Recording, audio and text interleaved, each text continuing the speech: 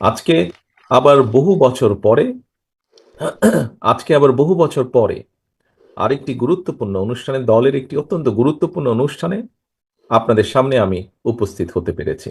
আল্লাহর কাছে অশেষ শুক্রিয়া। প্রিয় সহকর্মীবৃন্দ, আমরা আজকে এখানে উপস্থিত হয়েছি বা একত্রিত হয়েছি কাউন্সিল উপলক্ষে। এখানে 3টি পদে আহ, নির্বাচন হবে। 3টি পদে একটি সভাপতি পদ, একটি সাধারণ সম্পাদক পদ এবং সহ সাংগঠনিক সম্পাদক পদ 3টি। সাংগঠনিক সম্পাদক পদ সাংগঠনিক সম্পাদক পদ এখানে খুব সম্ভব 6জন ব্যক্তি আছেন যারা ইলেকশন করবেন। আমাদের সাধারণ সম্পাদক পদে 3জন আছেন, সভাপতি পদে 3জন আছেন। এতগুলা মানুষের মাঝে নির্বাচন অনুষ্ঠিত হবে। কাউন্সিলর বৃন্দ সেখান থেকে সিদ্ধান্ত নেবেন যে অধিকাংশ কাউন্সিলর বৃন্দ আগামী সাংগঠনিক মেয়াদ পর্যন্ত কাদেরকে খুলনা মহানগরীতে দল পরিচালনার দায়িত্ব দেবে।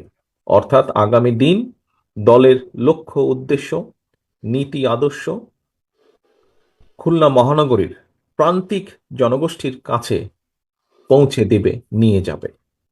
আগামী সাংগঠনিক মেয়াদ পর্যন্ত খুলনা মহানগরীকে দলের যে ভিত্তি, এই ভিত্তিকে মজবুতভাবে, আরো মজবুতভাবে গড়ে তুলতে সক্ষম হবেন। কাউন্সিলর বৃন্দ সেই সিদ্ধান্ত নেবেন আজকে, সেই সিদ্ধান্ত দেবেন আজকে। কিসের মাধ্যমে দেবেন? তাদের ভোটের মাধ্যমে কাউন্সিলর বৃন্দ দিবেন। প্রিয় সহকর্মী বৃন্দ, কিছুক্ষণ আগে একজন বক্তা বলেছেন যে এটি আমার আইডিয়া বা আমার আহ, এটি আইডিয়া এটি।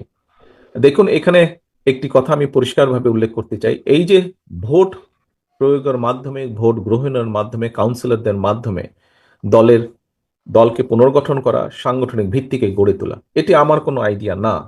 এটি আমাদের দলের যে গঠনতন্ত্র আছে, সেই গঠনতন্ত্রের ভেতরে এটি উল্লেখ করে দেওয়া আছে। এটি বলে দেওয়া আছে কিভাবে আমরা দলকে একদম তৃণমূল থেকে কেন্দ্র পর্যন্ত গড়ে তুলব। এটি দলের নিয়ম। এভাবেই গণতন্ত্রের ভিত্তি রচিত হয়। এভাবেই কোনো সংগঠনের মধ্যে, কোনো দলের মধ্যে, এমনকি দেশের ভেতরে গণতন্ত্রের ভিত্তি এভাবেই রচিত হয়। আমরা আমি ব্যক্তিগতভাবে একজন রাজনৈতিক কর্মী হিসেবে বিশ্বাস করি, আমরা যদি এই প্রক্রিয়ার মাধ্যমে, হতে পারে বিভিন্ন প্রতিবন্ধকতার কারণে আমরা একদম যেভাবে চাই হয়তো সেভাবে আমরা সবসময় করে উঠতে পারি না, কিন্তু তারপরেও যদি আমরা প্র্যাকটিসটাকে, এই প্রসেসটাকে যদি প্র্যাকটিসের মধ্যে রাখি আমরা, তাহলে আমি একজন রাজনৈতিক কর্মী হিসেবে দৃঢ়ভাবে বিশ্বাস করি যে একটি সময় পরে গিয়ে অবশ্যই একদম গণতান্ত্রিকভাবে বলতে আমরা কম বেশি যা বুঝি সেরকম একটি পরিস্থিতিতে গিয়ে আমরা হাজির হব। ঠিক, প্রিয় সহকর্মীবৃন্দ, আমরা যখন পানি ফিল্টার করি, দেখবেন যে 2 3 4 স্তরে আমরা পানিটাকে ফিল্টার করি। প্রথম বা দ্বিতীয় স্তরেই কিন্তু পানিটি পরিষ্কার হয় না বা খাওয়ার উপযুক্ত হয় না, পান করার উপযুক্ত হয় না, কয়েকটি স্তরের পরে হয়।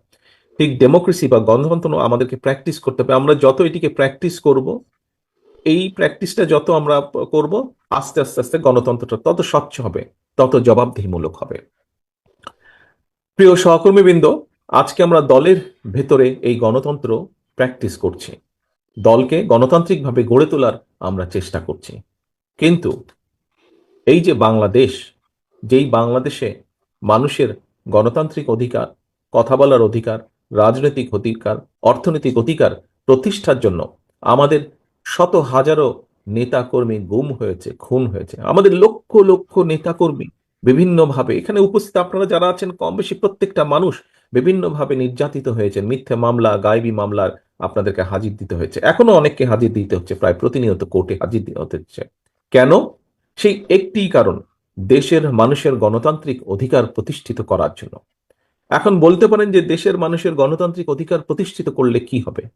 দলের ভিতরে গণতান্ত্রিক অধিকার প্রতিষ্ঠিত করলে দলের ভিত্তি যেমন শক্তিশালী হবে, দল পরিচালনার দায়িত্ব যেরকম ধীরে ধীরে সঠিক ব্যক্তিদের কাছে ফিরে যাবে, যারা দলকে নেতৃত্ব দিলে দল সুন্দরভাবে এগিয়ে যেতে পারবে, ঠিক একইভাবে দেশের ভেতরে যদি আমরা গণতান্ত্রিক প্র্যাকটিস করি, গণতন্ত্রের প্র্যাকটিস করি, ভোটের প্র্যাকটিস করি, ভোটের মাধ্যমে নির্বাচিত করি সেই প্রতিনিধিদেরকে, যারা জনগণের কথা বলবে, যারা জনগণের সমস্যার কথা বলবে, যারা দেশের সমস্যার কথা বলবে। অনেকে বলতে পারেন যে, বা অনেকে বলেন, বা অতীতেও আমরা দেখেছি যে অনেকে দেখেছি আমরা যে সবসময় নির্বাচন হলেই যে ভালো মানুষ আসে তা না। কথাটি সঠিক আবার সঠিকও নয়।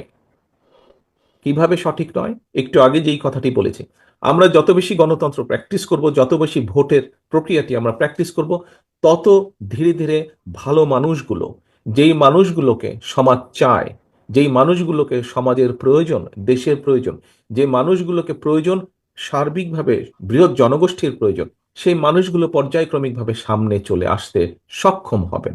কারণ যাদের যোগ্যতা আছে, যারা সৎ ব্যক্তি, যারা সঠিক নেতৃত্ব দেওয়ার ক্ষমতা রাখে, সেই মানুষগুলো যখন দেখবেন যে হ্যাঁ, একটি প্রক্রিয়া শুরু হয়েছে, যেই প্রক্রিয়ার মাধ্যমে যেই প্রক্রিয়ার মাধ্যমে আমরা যারা সঠিক কাজ করতে চাই, যারা সঠিক কথা বলতে চাই, সঠিকভাবে চলতে চাই, সেই মানুষগুলোর সুযোগ তৈরি হচ্ছে।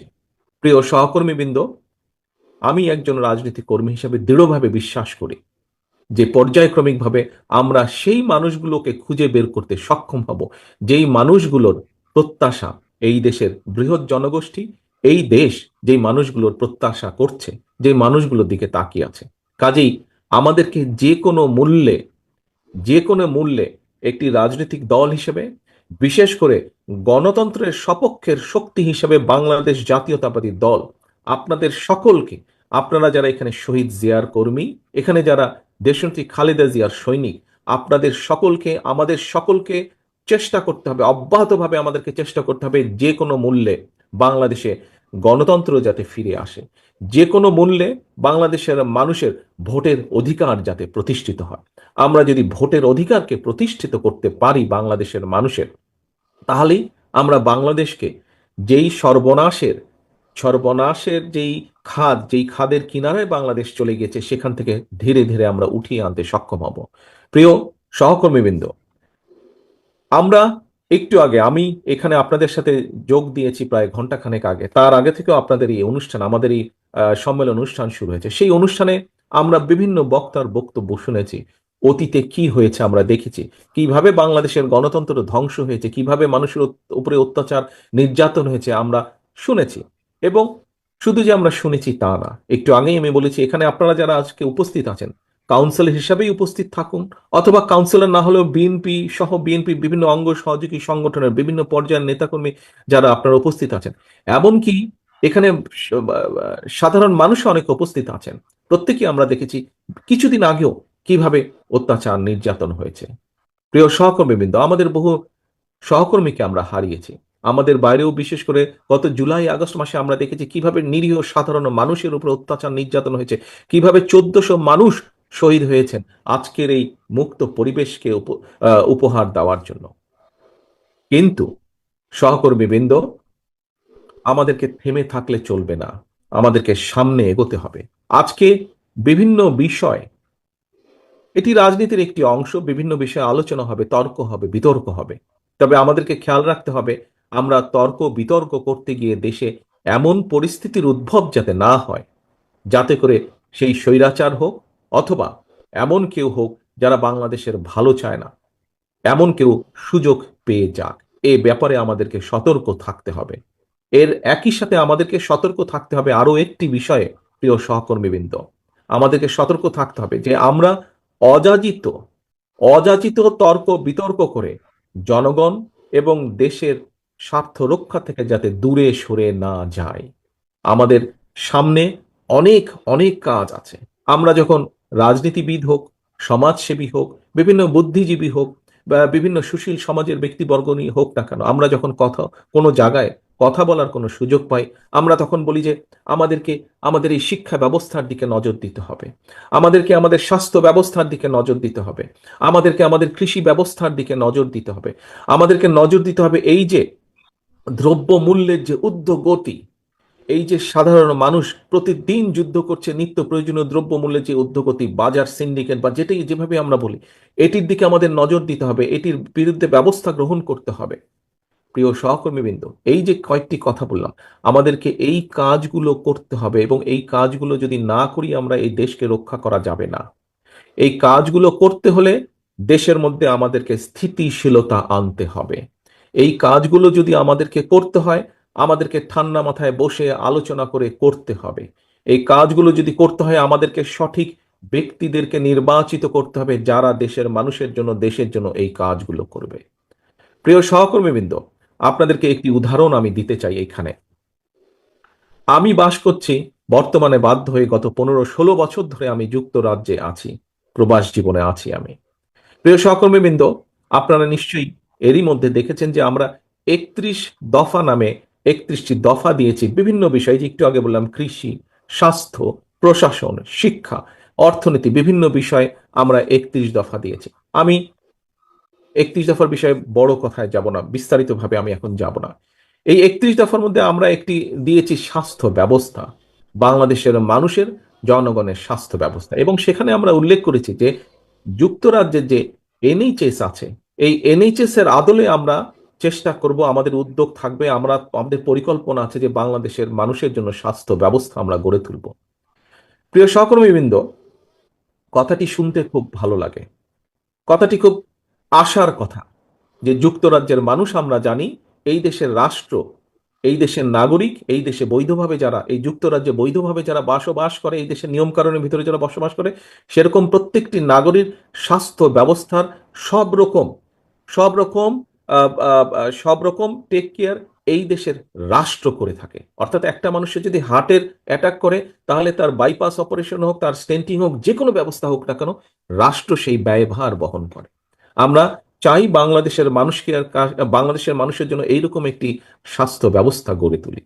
প্রিয় সহকর্মীবৃন্দ, এই যে এনএইচএস, এই যে স্বাস্থ্য ব্যবস্থা, এই কাজটি যুক্তরাজ্যে, এই দেশে শুরু হয়েছিল 1948 সালে। অর্থাৎ আজকে থেকে 77 বছর আগে তারা এই এনএইচএস করেছে, এবং 77 বছর সময় লেগেছে, কম বেশি 50 বছরেরও বেশি সময় লেগেছে আজকের এই অবস্থায় আসার জন্য। প্রিয় সহকর্মীবৃন্দ, আপনাদের সামনে যে কথাটি আমি বলতে চাইছি, শুধু স্বাস্থ্য ব্যবস্থা নয়, স্বাস্থ্য বলুন, কৃষি বলুন, শিক্ষা বলুন, ইন্ডাস্ট্রি বলুন, যাই বলি না কেন, আমাদেরকে এই স্বৈরাচার যে জায়গায় রেখে গিয়েছে, দেশনেত্রী খালেদা জিয়া একটি কথা বলেছিলেন যে এই স্বৈরাচার ধ্বংস করে দিয়ে দেশ থেকে পালিয়ে যাবে।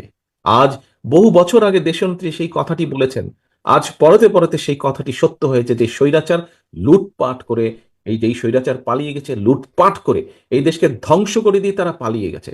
এই দেশে রয়ে গিয়েছে আমরা, এই দেশের মানুষ, সাধারণ মানুষ এই দেশে রয়ে গিয়েছে। প্রিয় সহকর্মী, সেই জন্যই আমি বলেছি, আজকে যদি আমরা সংস্কারের কথা বলেছি, কিন্তু সংস্কার নিয়ে যদি আমরা প্রতিনিয়ত শুধু অবান্তর আলোচনা করতে থাকি, তাহলে আমাদের যে মূল কাজগুলো, অর্থাৎ দেশের মানুষের সমস্যার সমাধান করা, সেটি নিত্য প্রয়োজনীয় দ্রব্য মূল্যের সমস্যার সমাধান হোক, সেটি রাস্তায় পথ চলার, রাস্তাঘাটের নষ্ট রাস্তাঘাট ঠিক করার সমস্যার সমাধান হোক, আমাদের ভবিষ্যৎ প্রজন্ম ছাত্রছাত্রীদের শিক্ষা ব্যবস্থা হোক, কৃষকদের কৃষি ব্যবস্থা হোক, স্বাস্থ্য ব্যবস্থা, যেটাই হোক না কেন, যুক্তরাজ্যের মতন দেশের যদি 77 বছর লাগে তাদের স্বাস্থ্য ব্যবস্থাকে গড়ে তুলতে, প্রিয় সহকর্মীবৃন্দ, আমাদের এর ভিতরেই 50 বছরেরও বেশি সময় পার হয়ে গেছে দেশের। আমরা কিছু কিছু ক্ষেত্রে হয়তো কিছু কিছু সফলতা বা সফলতার দ্বার প্রান্তে গিয়ে পৌঁছেছি আমরা, কিন্তু এখনো সম্পূর্ণভাবে সফল হতে পারিনি। অনেক কাজ সামনে বাকি আছে সহকর্মীবৃন্দ, এবং এই যে কাজগুলো বাকি আছে, এই কাজগুলো আমাদেরকে করতে হবে। এই দেশকে যদি আমাদেরকে গড়ে তুলতে হয়, এই রাষ্ট্র ব্যবস্থাকে যদি পুনর্গঠন করতে হয়, এই কাজগুলো করতে হবে। আজকে আপনারা এখানে যারা হাজির হয়েছেন, আপনারা প্রত্যেকে দেশনেত্রী বেগম খালেদা জিয়ার সৈনিক, আপনারা শহীদ রাষ্ট্রপতি জিয়াউর রহমানের কর্মী। আপনারা, প্রিয় সহকর্মীবৃন্দ, দেশের মানুষ, দেশের অধিকাংশ মানুষ আজ আপনাদের দিকে তাকিয়ে আছে। যে অধিকাংশ মানুষ এখন পর্যন্ত মনে করে যে দেশে যদি একটি সঠিক নির্বাচন হয়, সুষ্ঠু নির্বাচন হয়, ইনশাল্লাহ আল্লাহর রহমতে বিএনপি সরকার পরিচালনার দায়িত্ব পাবে।